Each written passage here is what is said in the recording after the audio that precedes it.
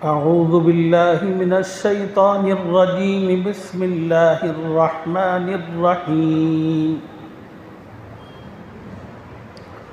قل كفى بالله بيني وبينكم شهيدا يعلم ما في السماوات والأرض والذين آمنوا بالباطل وكفروا بالله أولئك هم الخاسرون. ويستعجلونك بالعذاب ولولا أجل مسمى لجاءهم العذاب وليأتينهم بغتة وهم لا يشعرون. يستعجلونك بالعذاب وإن جهنم لمحيطة بالكافرين. يوم يغشاهم العذاب من فوقهم ومن تحت أرجلهم ويقول ذوقوا ما كنتم تعملون. صدق اللہ العظیم. گزشتہ سبق میں آپ حضرات کی خدمت میں کلام پاک کی جن آیتوں کا خلاصہ عرض کیا گیا تھا، ان آیتوں میں اللہ کی جانب سے مشرکین اور اہل کتاب سے شکوہ تھا. تمام یہود و نصارہ اور مشرکین ان کے سامنے حق اور سچ بات آنے کے باوجود اس کو مانتے نہیں تھے، بلکہ وہ لوگ حق بات سامنے آنے کے باوجود اس سے متعلق طرح طرح کے حیلے بہانے تراشتے تھے اور حضور صلی اللہ علیہ وسلم سے معجزات کا مطالبہ کرتے تھے. اللہ نے حضور صلی اللہ علیہ وسلم کو مخاطب فرما کر کہا کہ اے نبی، آپ ان یہود و نصارہ اور مشرکین سے کہہ دیں، نشانیاں اتارنا یہ میرے رب کے اختیار اور قبضے میں ہے اور اس کی مشیت پر موقوف ہے. وہ جب چاہے نشانی دکھائے اور جب چاہے نہ دکھائے، اور اپنے بارے میں واضح کر دے کہ میں اللہ کا رسول ہوں اور اللہ کی بات تم تک پہنچانے والا ہوں. جو لوگ اللہ کی بات کو اور میرے پیغام کو قبول کرتے ہیں میں انہیں خوشخبریاں سناتا ہوں، اور جو لوگ میری بات کا انکار کرتے ہیں اور ہٹ دھرمی اور ضد کا مظاہرہ کرتے ہیں ایسے لوگوں کو میں ڈراتا ہوں. ابھی میں نے کلام پاک کی جن آیتوں کی تلاوت آپ حضرات کے سامنے کی ہے، اس آیت میں اللہ تعالیٰ نے حضور صلی اللہ علیہ وسلم کو تسلی، اطمینان اور دلاسا دیا. کہا کہ اے نبی، قرآن مجید یہ آپ کی رسالت اور پیغمبری کی سب سے بڑی دلیل ہے. دنیا میں اس سے بڑھ کر آپ کی رسالت و نبوت کی کوئی اور دلیل نہیں ہے. اتنی واضح دلیل کے باوجود اگر یہ مشرک آپ کو اللہ کا پیغمبر تسلیم نہیں کرتے، پھر آپ چھوڑیے ان کو، اپنے معاملے کو اللہ کے حوالے کیجئے. اللہ تعالیٰ جانتا ہے کہ آپ خدا کے سچے پیغمبر اور سچے رسول ہیں. اگر یہ مشرک آپ کا انکار کرتے ہیں، ضد اور ہٹ دھرمی کی راہ اپنائے رکھتے ہیں، تو پھر آپ ان سے کہیے کہ میرے اور تمہارے درمیان اللہ کی گواہی بہت کافی ہے. مطلب یہ ہے کہ جو سچ اور حق تھا میں نے وہ تم لوگوں کے سامنے رکھ دیا. اب اگر تم یہ ساری سچائیوں کے باوجود آنکھ بند کر لو اور کہو کہ ہمیں کچھ نظر نہیں آتا، ہمیں کچھ دکھتا نہیں، تو یہ تمہاری مکاری ہے. حقیقت اللہ کے حوالے ہے. قل کفی باللہ بینی وبینکم شہیدا. اے محمد صلی اللہ علیہ وسلم، آپ ان اہل کتاب اور مشرکین سے کہہ دو میرے اور تمہارے درمیان اللہ گواہ کافی ہے۔ یعلم ما فی السماوات والارض، جو کچھ آسمانوں اور زمین میں ہے وہ سب جانتا ہے۔ والذین آمنوا بالباطل وکفروا باللہ، جن لوگوں نے اس دنیا میں رسول کی دعوت کے مقابلے میں باطل کو مانا اور اللہ سے انکار کیا، اولئک ھم الخاسرون، وہی نقصان اٹھانے والے۔ اور اس دنیا میں اللہ تعالیٰ وہ حقیقت اور سچائی ایک نہ ایک دن ضرور سامنے لائیں گے۔ جتنے باطل پرست ہوں گے اللہ ان سب کو ناکامی سے دوچار کریں گے، اور جو حق پرست ہوں گے اللہ تعالیٰ ان کو غالب فرمائیں گے۔ وَيَسْتَعْجِلُونَكَ بِالْعَذَابِ، مکے کے مشرکین حضور صلی اللہ علیہ وسلم کو زج کرنے کے لیے عذاب کا مطالبہ کرتے تھے۔ کہتے تھے کہ اے محمد صلی اللہ علیہ وسلم، آپ ہمیں بڑا ڈراتے ہو کہ اگر ہم آپ کی بات نہیں مانیں گے، اللہ کی بندگی نہیں کریں گے تو ہم پر آسمانی عذاب نازل ہوگا، آپ اس عذاب کو ہم پر لائیے، ہم آپ کا انکار کرتے ہیں، آپ کی بات کو پر توجہ نہیں دیتے، آپ ہمیں بہت ڈراتے ہیں نا عذاب سے، وہ عذاب لائیے۔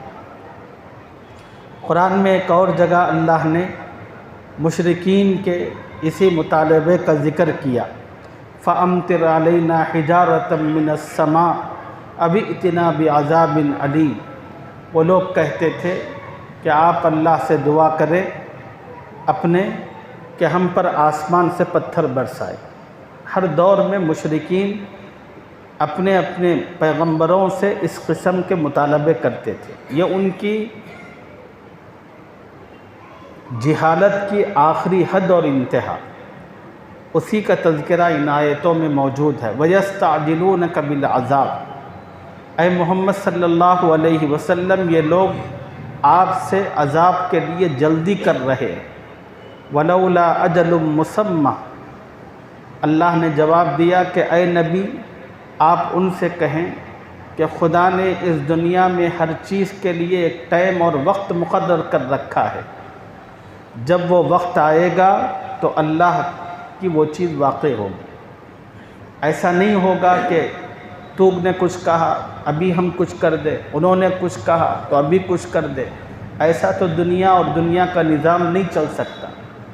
اللہ تعالیٰ نے جب اس پوری کائنات کو بنایا تو اس خدا نے اس موقع پر ہر چیز کے لیے ایک وقت اور موقع متعین فرمایا کہ ہمارے انعامات کب اتریں گے، ہمارا عذاب کب اترے گا، اور عذاب اترنے کے لیے کیا کیا چیزیں ہونی پڑیں گی، وہ تمام کی تمام چیزیں اللہ رب العزت نے روز اول میں طے کر کے رکھی۔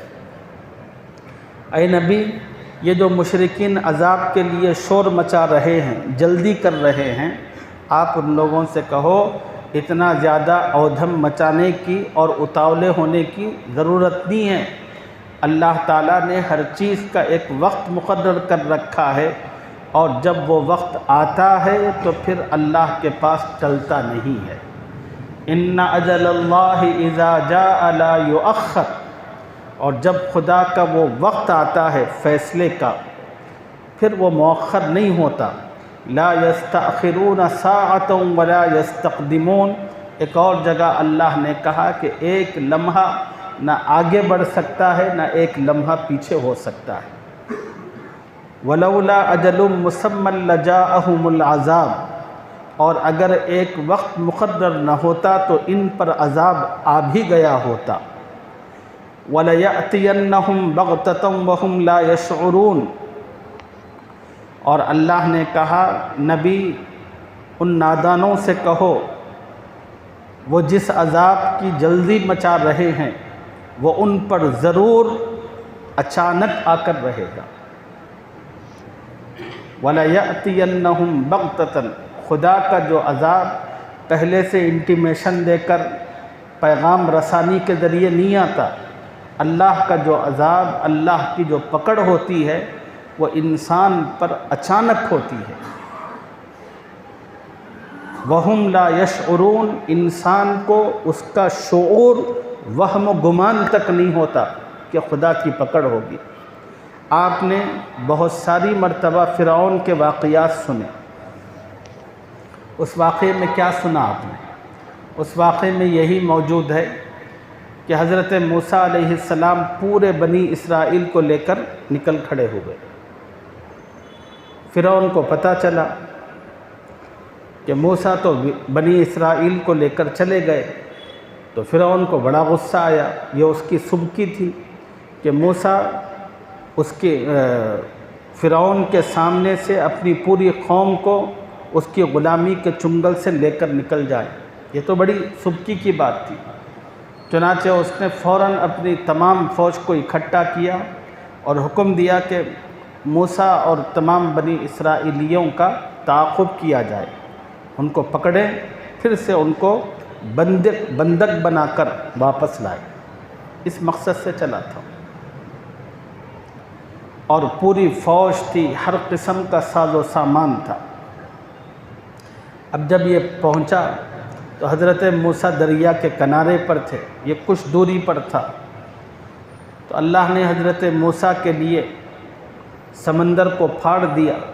موسیٰ علیہ السلام اپنی جماعت کو لے کر داخل ہو گئے اللہ کے نام پر۔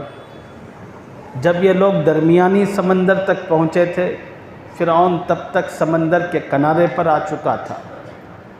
اب وہ بڑکے مارتا ہوا اپنی قوم سے کہنے لگا کہ دیکھو، آج میں اتنے غصے میں ہوں ان بنی اسرائیلیوں پر کہ سمندر بھی مجھ سے لرز رہا ہے، اور میرے غصے کی وجہ سے یہ خود پھٹ گیا ہے درمیان سے، اور یہ کہہ رہا ہے کہ میں فرعون اور بنی اسرائیلیوں کے درمیان کوئی رکاوٹ اور آڑ بننا نہیں چاہتا، اس لیے اس نے خود راستہ دیا، چلو داخل ہو جاؤ۔ اور سب کے سب داخل ہو گئے۔ جب تک یہ لوگ درمیان میں پہنچتے، موسیٰ علیہ السلام اپنی جماعت کو لے کر دوسرے کنارے پر پہنچ چکے تھے۔ اب جب یہ درمیان میں تھے، جن کو بچانا تھا وہ بچ گئے، تو اللہ نے پانی سے کہا اب ٹھہرنے کی کیا ضرورت، جن کو بچانا تھا ان کو تو ہم نے بچا لیا، اب مل جاؤ۔ پانی مل گیا۔ اب ملتے ہی یہ ہے اللہ کا عذاب بغتتاً، جو اچانک آتا ہے، نہ کوئی پیغام نہ کچھ، اچانک اللہ کی پکڑ ہوتی ہے۔ فرعون کو اگر اتنا سا بھی 1% کا بھی وہم و گمان ہوتا کہ میں سمندر میں داخل ہوں گا تو پانی مل جائے گا، تو کیا فرعون پاگل تھا جو سمندر میں جاتا؟ یہ اللہ کا عذاب ہے۔ دنیا میں جتنی قوموں پر اللہ تعالیٰ کی ہلاکت اور تباہی اور بربادی آئی، وہ ایسے ہی آتی ہے اچانک۔ دنیا میں جو انسان اللہ کی انتہائی نافرمانی کرتا ہے، اس پر اللہ کی جو آفت آتی ہے وہ اچانک آتی ہے۔ وَهُمْ لَا يَشْعُرُونَ، اور انسان کو اس کا وہم و گمان اور شعور تک نہیں ہوتا۔ يَسْتَعْجِلُونَكَ بِالْعَذَابِ، اے نبی، یہ مکے کے مشرک لوگ آپ سے عذاب کے لیے جلدی کرتے ہیں۔ وَإِنَّ جَهَنَّمَ لَمُحِيطَةٌ بِالْكَافِرِينَ، آپ ان مشرکین سے کہو بلا شبہ دوزخ کافروں کو گھیر لینے والی ہے۔ جس طرح یہ لوگ دنیا کے اندر کفر و شرک میں، بدعقیدگی میں، برائیوں میں گھرے ہوئے تھے، ایسے ہی جہنم کا عذاب ان کو گھیرے گا۔ یوم یغشاہم العذاب من فوقہم ومن تحت ارجلہم، جس دن عذاب ان کو اوپر سے اور نیچے سے ڈھانک لے گا، کہیں سے بھی ان کو مہلت نہیں ملے گی، سکون میسر نہیں آئے گا۔ اللہ کا وہ عذاب نیچے سے بھی ہوگا اور اوپر سے بھی ہوگا۔ وَيَقُولُ ذُوقُوا مَا كُنْتُمْ تَعْمَلُونَ، اور اللہ تعالیٰ جب وہ چیخیں گے اور چلائیں گے اس عذاب میں گرفتار ہو کر، تو اللہ کہے گا جو کام تم کیا کرتے تھے اب ان کا مزہ چکھو۔ وَيَقُولُ ذُوقُوا مَا كُنْتُمْ تَعْمَلُونَ، حدیث پاک میں ہے رسول اللہ صلی اللہ علیہ وسلم نے ارشاد فرمایا، قیامت کے دن اللہ تعالیٰ مال و زر کو سانپ کی شکل میں ڈھال دیں گے، اور جس کی ملکیت وہ ہوگا وہ خطرناک سانپ اس کے گلے میں لپٹ کر اس کو ڈسنا شروع کرے گا۔ انسان وحشت کے مارے چیخے گا اور چلائے گا اور کہے گا کہ اس سانپ کو، اس مصیبت سے مجھے بچا لو، اس مصیبت کو مجھ سے ہٹا دو۔ اللہ تعالیٰ اس وقت فرمائیں گے، کیوں ڈرتا ہے، کیوں بھاگتا ہے؟ یہ تیرا وہی خزانہ ہے، یہ تیرا وہی مال ہے جس کو تو گن گن کر رکھتا تھا اور جمع کر رکھتا تھا، اور اس مال سے متعلق نہ تو اللہ کا حق ادا کرتا تھا، نہ غریب مخلوق کی طرف کوئی توجہ کرتا تھا۔ جس مال کو سینت کر محفوظ کر کے تو رکھتا تھا، بس یہ وہی ہے۔ قرآن پاک میں اللہ تعالیٰ نے اسی کو کہا، ان الذین یکنزون الذهب والفضة ولا ينفقونها في سبیل اللہ فبشرهم بعذاب علیم۔ جو لوگ دنیا کے اندر سونا چاندی جمع کرتے ہیں، ولا ينفقونها في سبیل اللہ، اور اس کی زکوٰۃ ادا نہیں کرتے، فبشرهم بعذاب علیم، اے محمد صلی اللہ علیہ وسلم آپ ان کو دردناک عذاب کی خوشخبری سناؤ۔ یوم یحمى علیہا فی نار جہنم، قیامت کے دن اسی سونے اور چاندی کو اللہ تعالیٰ جہنم کی آگ میں تپائیں گے، اور جہنم کی جو آگ ہوتی ہے وہ دنیا کی آگ کے مقابلے میں 69 گنا زیادہ ہوتی ہے۔ اور دنیا کی جو آگ، کبھی آپ حضرات کو سونا چاندی کی دکانوں پر سونا بیچنے کا موقع ملا ہوگا تو آپ نے اندازہ کیا ہوگا، جب آپ اپنا سونا بیچنے کے لیے جاتے ہیں تو جو اس دکان کا سونار ہوتا ہے آپ کے سونے پر ایسی ڈگری سے آگ ڈالتا ہے، پریشر سے، کہ آپ کا سونا پانی بن جاتا ہے۔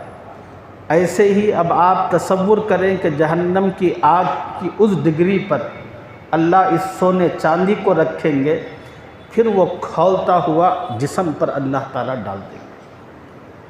یوم یحمى علیہا فی نار جہنم فتقوی بہا جباہہم وجنوبہم وظہورہم، اللہ تعالیٰ پہلو پر،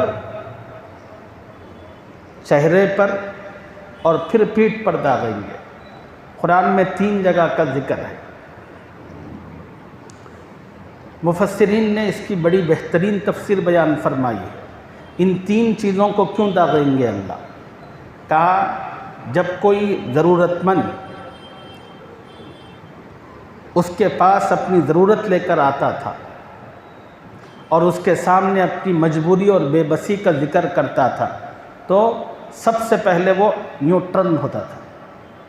اگر سامنے ٹہرا ہوا ہے تو فوراً وہ یوں ٹرن لیتا تھا، یعنی اب اس سے کوئی بات چیت نہیں۔ تو اس لیے پہلا پہلو کو اللہ داغیں گے، اور دوسرا چہرے کو۔ ضرورت مند اور مجبور آدمی کی پریشانی سننے کے بعد اس کے چہرے پر جھریاں پڑتی تھیں، ناگواری کے اثرات آتے تھے۔ یہ کیا بھکاری ہے، فقیر، کب دیکھو مانگنے چلے آتے ہیں، تو اس کے چہرے پر ناگواری کے اثرات، تو اللہ تعالیٰ دوسرا داغ چہرے پر دیں گے، اور پھر وہ پلٹ کر جاتا تھا تو اس کی وجہ سے تیسرا جو داغ ہوگا وہ سونے اور چاندی کا پیٹھ پر ہوگا۔ تو یہ تو نبی علیہ السلام نے ایک مثال بیان فرمائی آخرت کے عذاب کی۔ ایسے ہی دنیا میں انسان جس گناہ میں غلطی میں مبتلا ہوتا ہے، اسی گناہ اور غلطی کو خدا عذاب کی ایک شکل دے کر اس عذاب کو اس پر مسلط کر دے گا۔ اور جنت کے جن انعامات کا تذکرہ ملتا ہے، انعامات وہی ہیں جو دنیا میں انسان نیکی اور اچھائیاں کرتا ہے۔ انہی نیکیوں اور اچھائیوں کو اللہ تعالیٰ جب شکل دینا شروع کریں گے تو کوئی نیکی، کوئی نعمت کی شکل لے گی، کوئی نیکی کسی اور نعمت کی شکل روپ دھارے گی۔ اسی کو قرآن پاک کی اس آیت میں کہا گیا، یوم یغشاہم العذاب من فوقہم، جس دن عذاب ان کو اوپر سے اور نیچے سے ڈھانک لے گا، ومن تحت ارجلہم، اور نیچے سے ڈھانکے گا، وَيَقُولُ ذُوقُوا مَا كُنْتُمْ تَعْمَلُونَ، تو اس وقت اللہ فرمائے گا جو کام تم کیا کرتے تھے اب ان کا مزہ چکو۔